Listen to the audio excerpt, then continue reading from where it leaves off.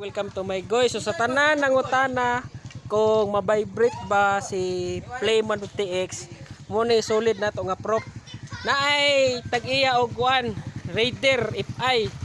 So what's up kulaso migo gyapon ni nato. So gusto siya mo try og Playman 50X kay nasi plano mo kuha. So kini atong pangutan-on kung unsay iyang naobserbahan sa Playman 50X 150X. Sige call. Igawas gyud, kuan gyud. Oh. So i-try niya ang Playman 50X nato kung unsay kuan mangutana ta niya. Legit nga kuan call review legit nga review. Oh. Taas yang minor. O mo gina iya. Tara lag marimap ni. Sige, i-test drive ni niya. Imong pugaon, yang pugaon. Kung unsay yang ma-observe. Sige call ares.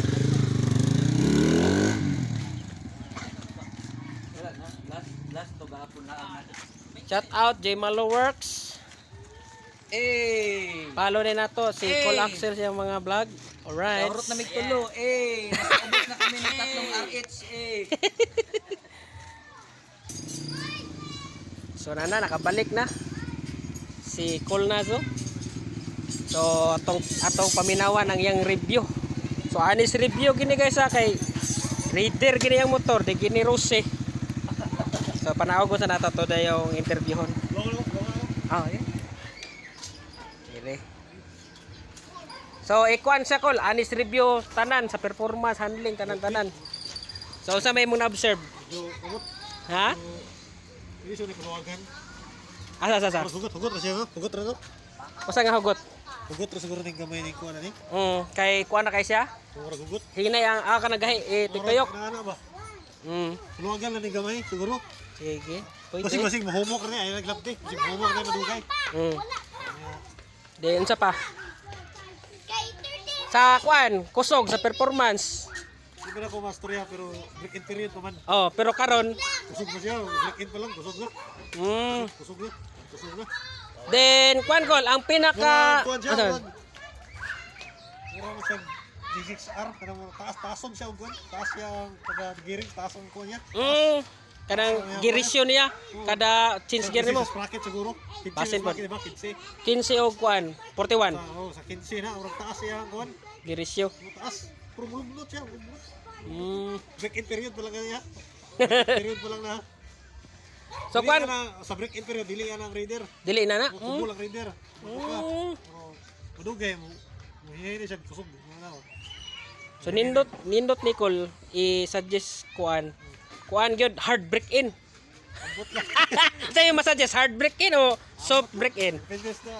Temes na kaya. Kani Col, pinakasikat nga pangutana gyud sa comment section nako. Smooth ba siya or mabibrate? Kana. Sakto ra.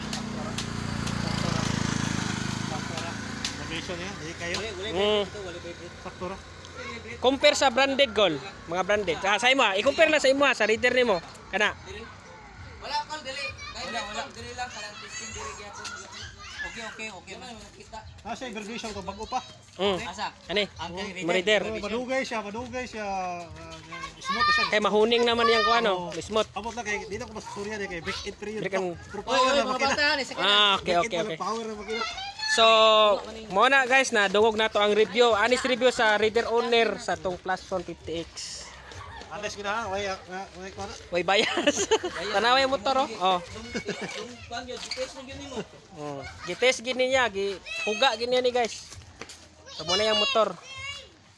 So ni kuan gid sa dire kay gusto gipon niya ma-test ang Playman 50X, ang kusog, performance ug handling.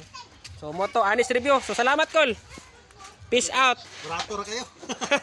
Sulit pa sa 75k Col. Okay, ihaw exam.